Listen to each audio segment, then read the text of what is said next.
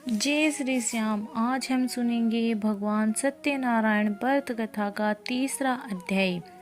सूत जी बोले, हे श्रेष्ठ मुनियों, अब आगे की कथा कहता हूँ। पहले समय में उल्काख मुख नामक एक बुद्धिमान राजा था। वह सत्यवता और जितेंद्रिय था। प्रतिदिन देवस्थानों पर जाता तथा गरीबों को धन देकर उनके कष्ट दूर करता था। उसकी पत्नी कमल के समान मुखमाली और सती साध्वी थी। भद्रशिला नदी के तट पर उन दोनों ने श्री सत्यनारायण भगवान का व्रत किया। उस समय वहाँ एक साधु नामक वेश्य आया। उसके पास व्यापार के लिए बहुत सा धन था।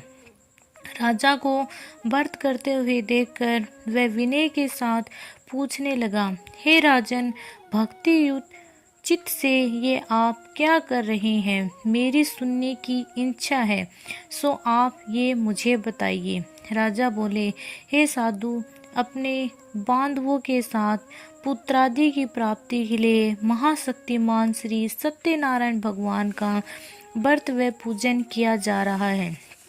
राजा के वचन सुनकर साधु आदर से बोला, हे राजन, मुझसे इसका सब विधान कहो। मैं भी आपकी कथा अनुसार इस व्रत को करूँगा। मेरे भी कोई संतान नहीं है और इससे निश्चय ही होगी।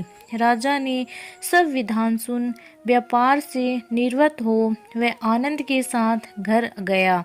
साधु ने अपनी स्त्री से संतान देने वाले उस व्रत का वर्णन सुनाया और कहा, जब मेरे संतान होगी तब मैं इस व्रत को करूँगा। साधु ने ऐसे वचन अपनी स्त्री लीलावती से कहे। एक दिन उसकी स्त्री लीलावती पति के साथ आनंदित हो सांसारिक धर्म में प्रवृत्त होकर श्री सत्यनारायण भगवान की कृपा से गर्भवती हो गई तथा 10वें महीने में उसके एक सुंदर कन्या का जन्म हुआ। दिनों दिन वह इस तरह बढ़ने लगी जैसे शुक्ल पक्ष का चंद्रमा बढ़ता है। कन्या का नाम कलावती रखा गया तथा लीलावती ने मीठे शब्दों में अपने पति से कहा कि जो आपने संकल्प लिया था सत्यनारायण भगवान का व्रत करूँगा, अब आप उसे करिए।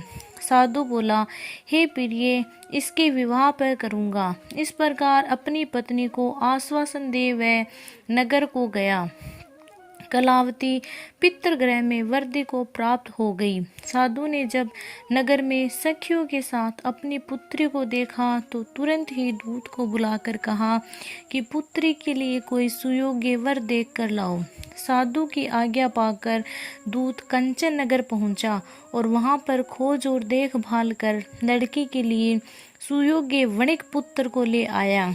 उस सुयोग्य लड़के को देखकर साधु ने अपने बंधु बांधवों सहित प्रसन्नचित्त से अपनी पुत्री का विवाह उसके साथ कर दिया, किंतु दुर्भाग्य से विवाह के समय भी व्रत को भूल गया। तब श्री भगवान क्रोधित हुए और श्राप दिया कि तुम्हें दारुण दुख प्राप्त होगा।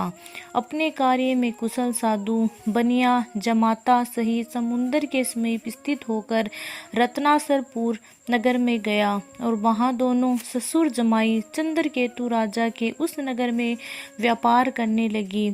एक बार भगवान श्री सत्यनारायण की माया से प्रेरित कोई चोर राजा का धन चुराकर भागा जा रहा था, किंतु राजा के दूतों को आता देखकर चोर ने घबराकर भागते हुए राजा के धन को वहीं चुपचाप रख दिया जहां वे ससुर जमाई ठहरे हुए थे।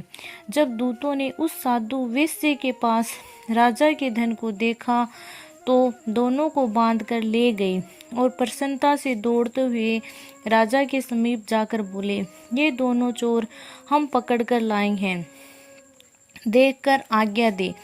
तब राजा की आज्ञा से उनको कठिन कारावास में डाल दिया गया और धन छीन लिया गया। श्री सत्यनारायण भगवान के श्राप से उसकी पत्नी भी घर पर दुखी हुई और घर पर जो धन रखा था चोर चुरा कर ले गए। शारीरिक व मानसिक पीड़ा तथा भूख प्यास से अति दुखी हो अन्न चिंता में कलावती एक ब्राह्मण के घर गई। वहां उसने श्री सत्यनारायण भगवान का व्रत होते देखा।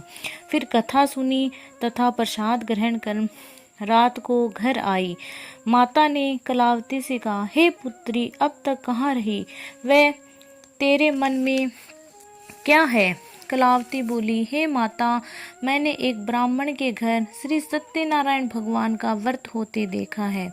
कन्या के वचन सुनकर लीलावती भगवान के पूजन की तैयारी करने लगी। लीलावती ने परिवार और बंधुओं सहित श्री सत्यनारायण भगवान का पूजन किया और वर मांगा कि मेरे पति और दामाद शीघ्र आ जावे। साथ ही प्रार्थना की, हम सब अपराध क्षमा करो। श्री सत्यनारायण भगवान इस व्रत से संतुष्ट हो गए और राजा चंद्रकेतु को स्वप्न में दर्शन देकर कहा, हे राजन, दोनों वेश्यों को प्रातः ही छोड़ दो और उनका सब धन जो तुमने ग्रहण किया है दे दो, नहीं तो मैं तुम्हारा धन, राज्य, पुत्रादि नष्ट कर दूंगा।